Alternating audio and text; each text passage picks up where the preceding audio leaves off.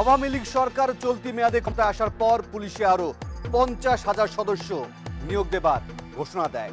সে অনুযায়ী এবছর 17 ফেব্রুয়ারি দেশের 64 জেলায় 10,000 পুলিশ সদস্য নিয়োগের প্রক্রিয়া শুরু হয়, শেষ হয় 28 ফেব্রুয়ারি। ইতিমধ্যে তাদের মৌখিক থেকে শুরু করে স্বাস্থ্য পরীক্ষা এবং অন্যান্য কার্যক্রমও শেষ হয়েছে। তারা এখন চূড়ান্ত নিয়োগের জন্য অপেক্ষা করছে। কিন্তু আমরা এ পর্যায়ে যেতে চাই মাদারীপুরে, কারণ সেই ভাগ্যবান তরুণদের অনেকের চাকরি হয়েছে এই জেলা থেকে। আসলে কি তাই? 13 মার্চ 2015 হঠাৎ একটা ফোন এলো টিম 360 ডিগ্রির কাছে। আমার নাম পরিচয়টা বলবো না, আমি কিছু গোপন তথ্য দিতে চাই। হ্যাঁ, কি বিষয়ে বলা যায়? এটা যে পুলিশের এক জেলার লোক আরেক জেলা থেকে অনিয়ম করে দুর্নীতির মাধ্যমে নিয়োগ বাণিজ্য চলছে। এই ফোনের সূত্র ধরে পুলিশ কনস্টেবল পর্যায়ে নিয়োগের দুটি তালিকা সংগ্রহ করে টিম 360 ডিগ্রি। তালিকায় দেখা যায় ঢাকা জেলার কেরানীগঞ্জ এবং ধামরাই উপজেলার কয়েকটি গ্রামে শত শত তরুণ পুলিশের নিয়োগ পেয়েছেন। আমরা এই নিয়োগ প্রক্রিয়া যাচাই করে দেখতে চাই। অনুসন্ধানের শুরুতেই আমাদের গন্তব্য কেরানীগঞ্জের চরকুন্দুলিয়া গ্রামে। ঢাকা মাওয়া মহাসড়ক ঘেঁষা এই গ্রামের বাসিন্দা 5 শতাধিক, ঘরবাড়ি আছে 200-র মতো। অথচ এই গ্রাম থেকেই পুলিশে নিয়োগ পেয়েছেন 186 জন। ছোট্ট এই গ্রাম থেকে পুলিশের এত সংখ্যক লোকের চাকরি গ্রামবাসীর মনেও সন্দেহ তৈরি করে। ধলেশ্বরী সেতু থেকে নামতেই দেখা হলো গ্রামের বাসিন্দা মুস্তাফিজুর রহমান রিপনের সাথে। কিন্তু যেটুকু নাম প্রায় 150 লোক নাম আমার বলছেন, কিন্তু একটা লোক আমি চিনি না। শুরুতেই ধাক্কা খেতে হলো। যে গ্রাম থেকে 186 জন পুলিশের নিয়োগ পেয়েছেন তাদের কাউকে চিনছেন না চরকুন্দলিয়ার মানুষ।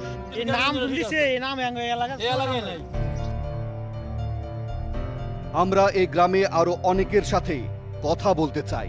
হয়তো কেউ না কেউ পুলিশের নিয়োগ পাওয়া তরুণদের চিনতেও পারেন। একটা আপনাদের গ্রামের না? এই গ্রামের 90% লোকই আমাদের ফ্যামিলি, মানে আমাদের বংশের। এরা আমাদের গ্রামের না। আমাদের গ্রামের না।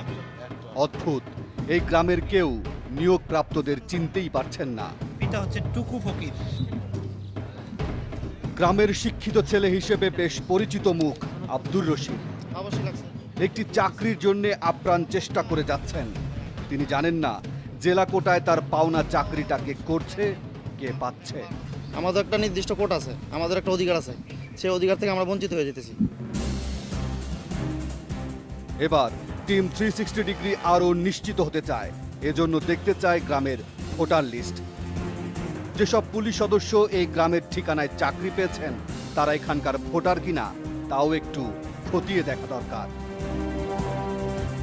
কথা হলো স্থানীয় ইউনিয়ন পরিষদের জনপ্রতিনিধির সাথে। যেই লোকগুলা ওনারা নাম দিয়েছে এদের আমি চিনি না, হয়তো কাগজগুলা জালিয়াতি করছে। ইউনিয়ন পরিষদের স্বাক্ষর লাগে, সনদ লাগে, সেই সনদটা কে দেয়? এটা ইউনিয়ন পরিষদ থেকে দেয়, চেয়ারম্যান সাহেব দেয়। যে গ্রামের 186 জন তরুণ পুলিশ সদস্য হিসেবে নিয়োগ পেয়েছেন তাদের কাউকেই চিনতে পারছেন না গ্রামবাসী। এটা কি করে সম্ভব? আমাদের অভিজ্ঞতা বলে এ ধরনের সুখবর খুব দ্রুত ছড়িয়ে পড়ার কথা। এদিকে স্থানীয় ইউপি সদস্য যে চেয়ারম্যানকে ঘিরে অভিযোগের আঙুল তুলেছেন সেটাকেও আমলে নিতে হবে অনুসন্ধানের সাথে। আমরা পুলিশের নিয়োগ পাওয়া সবার পরিচয় জানতে চাই। শুরু করা যাক ঢাকার ধামরাই থেকে। ধামরাইয়ের রামদাইর গ্রাম। গ্রামের জনসংখ্যা 500-র মতো, কাঁচা পাকা মিলে ঘরবাড়ি আছে প্রায় 250 শতাধিক। এই ছোট্ট গ্রাম থেকেও 36 জন পুলিশের চাকরি পেয়েছেন।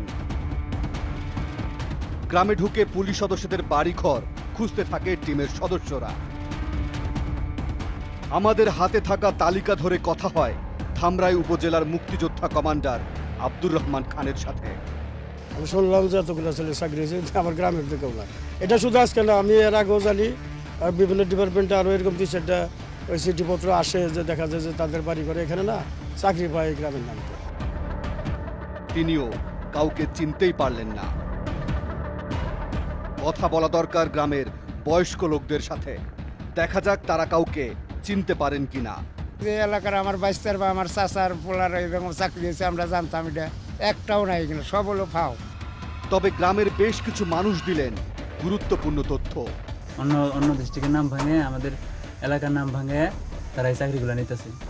অনেকে এটা আইসা অবজেকশন জানাইছে যে ফাঁকের লোকজনে আমাদের অ্যাড্রেস দিয়ে তারা চাকরি নিতেছে। এবার টিম 360 ডিগ্রির সামনে গ্রামের প্রথম সাক্ষী। রামদাইর গ্রামের এই যুবকের নাম সাইফুল ইসলাম। চলতি বছর পুলিশের চাকরির জন্য তিনিও লাইনে দাঁড়িয়েছিলেন, কিন্তু লাইনে দাঁড়িয়েই হতভম্ব হয়ে যান। সামনে এবং পিছনে দেখি যে এই আমাদের পরিচয়পত্র নিয়ে মানে রামদাইর গ্রাম, ধামরাই থানা, কুশুরা ইউনিয়নের সার্টিফিকেট, ওগুলো নিয়ে হেরা দাঁড়াইছে। মানে তাদের ভাষাও ঠিক মতো বুঝি না, মানে আমরা যেরকমভাবে বলি এরকম না, এরকম টানা না কয়। তখন আমি জিজ্ঞাসা করি, ভাই আপনি এই জায়গায় আইসেন, এগুলো কই পেলেন? কতক্ষণ চুপ থাকে, কিছুই বলে না।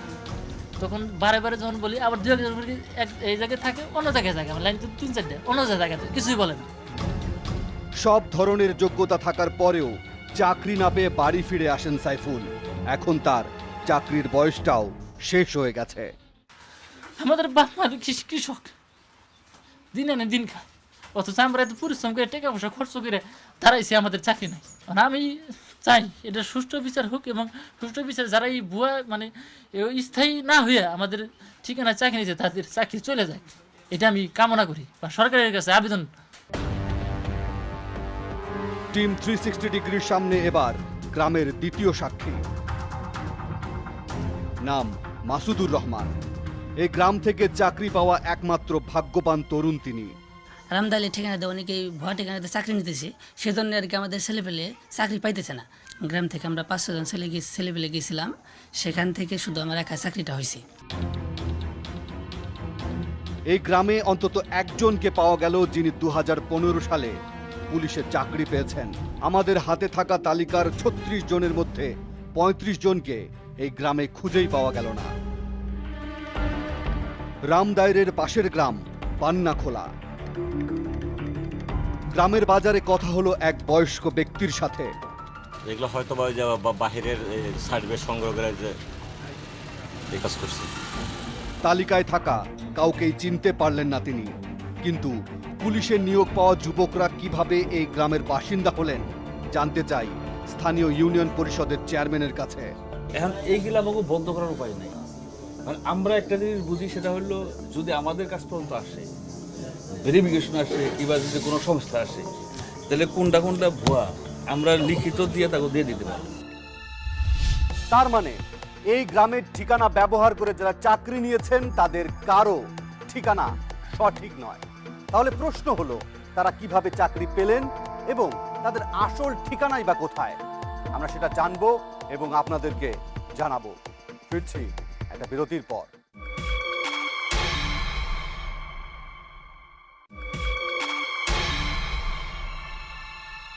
পুলিশে চাকরি নিতে হলে পুলিশের পক্ষ থেকেই ভেরিফিকেশন বা নিয়োগ পাওয়া ব্যক্তির তথ্য যাচাই বাছাই করা হয়।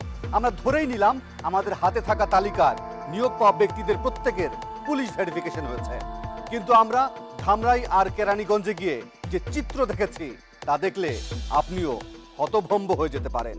তবে আমরা তথ্য প্রমাণ ছাড়া কোনো কিছুই বলতে চাই না, কিন্তু আমাদের অনুসন্ধানের তথ্য বলছে গত 1 বছরে শুধু ধামরাই থেকে 1200 লোকের নিয়োগ হয়েছে একই কায়দায়। এবার তাহলে পুলিশের নিয়োগ এবং তাদের আসল ঠিকানা এবং কিভাবে চাকরি পেলেন সেটাও জানা দরকার। 2014 সালের সবশেষ হিসেব বলছে বর্তমানে কনস্টেবল থেকে আইজিপি পর্যন্ত 1,54,921টি পদ আছে, আর বাংলাদেশে 1133 জন মানুষের বিপরীতে রয়েছেন মাত্র একজন পুলিশ। বাংলাদেশ পুলিশের ওয়েবসাইটে তথ্য বলছে পুলিশে 2 পদ্ধতিতে নিয়োগ হয়ে থাকে, যার একটি বিসিএস পরীক্ষার মাধ্যমে, অপরটি পুলিশের নিজস্ব পরীক্ষা পদ্ধতি। বিসিএস পরীক্ষার মাধ্যমে অ্যাসিস্ট্যান্ট সুপারিনটেন্ডেন্ট পুলিশ অর্থাৎ এএসপি পদমর্যাদায় নিয়োগ শুরু। এরপর পদোন্নতি পেয়ে কেউ কেউ আইজিপি পর্যন্ত হয়ে থাকেন। আর অধস্তনদের মধ্যে এএসআই এবং সার্জেন্ট পদে নিয়োগ শুরু হয় পুলিশ বাহিনীর নিজস্ব রীতি অনুযায়ী। পাশাপাশি পুলিশের সর্বনিম্ন ধাপ কনস্টেবল পর্যায়ে নিয়োগ হয় একইভাবে। অভিযোগ আছে পুলিশের এই অধস্তন পর্যায়ে নিয়োগে সবচেয়ে বেশি দুর্নীতি হয়ে থাকে। ভুয়া সনদ ব্যবহার করে প্রতারণা, সেটার মধ্যে সীমাবদ্ধ নয়, এর মধ্যে আবার ট্রানজ্যাকশন হয়েছে, অর্থের লেনদেন হয়েছে। কাজে 2 দফা এবং 3য় দফা হচ্ছে যে যারা উচ্চ পর্যায়ে আছেন তাদের একাংশের ক্ষমতার অপব্যবহার করা হয়েছে। কাজে 3 ধরনের অপরাধ এখানে।